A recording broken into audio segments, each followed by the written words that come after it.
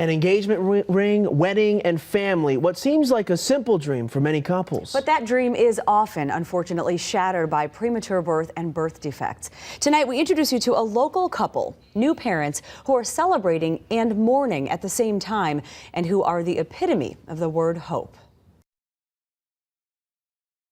Jeff and Kelly Zimmer have been a family a long time. They met 12 years ago in college and have been married for 7 years. They always planned to add children to the family, but it wasn't as easy as they hoped. We found ourselves a year in and talking to a doctor, and then another year later going to fertility specialists. It took 5 years, but this February, thanks to in vitro, they learned Kelly was pregnant. At about 5 weeks, they were able to see 2 heartbeats. They had hoped for twins and were thrilled to hear 2 babies were on the way. But then the 17-week ultrasound. We could tell right away that the sonographer, we could tell that she was concerned about something. They were whisked away to the high-risk clinic, knowing only that there was a dangerously low amount of fluid around twin B. And I said, well, should we be worried? And he said, it is worrisome. Our hearts just sank. For 3 very long weeks, all Jeff and Kelly could do was hope this wouldn't lead to any serious problems. But soon they learned baby B had what's called bilateral renal agenesis. He didn't develop kidneys, which then there was no bladder, and the baby wasn't able to make fluid to keep the sac full. Baby B would not survive outside the womb. And the longer baby B could stay alive, the better chance his or her twin would be okay.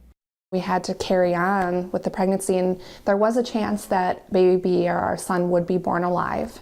As usual, they focused on the positive. It was so amazing to feel the excitement and the happiness of getting pregnant. And they hoped baby B would be born alive. They saw doctors weekly, celebrating the sound of 2 heartbeats. Then, at 36.5 weeks, Kelly's water broke. We went in on a Monday morning at about 8 o'clock, and they were born at 11, 3 hours later. It was September 26th. Zoe was born at 6 pounds 5 ounces, and Judah, who they learned was a boy at birth, 4 pounds 4 ounces. You could see him kind of trying to breathe, but he was definitely moving around when he came out. Kelly and Jeff got what they hoped for, meeting their son alive, creating memories as a family.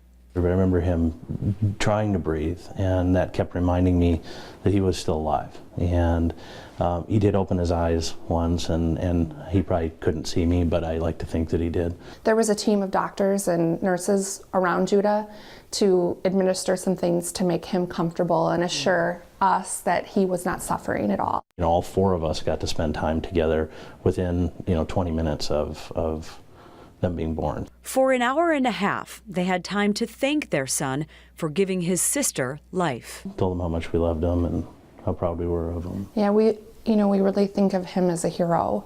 By him staying healthy inside of me as long as possible allowed Zoe to be here. So, we feel really proud of him, and we want Zoe to be proud of him too. And something that Jeff and Kelly want people to know is that just because they lost Judah shortly after birth, it is still the loss of a child in their mourning. They're thrilled to have Zoe, but they hope that this story can help raise awareness of the need to fund research to prevent things like this from happening.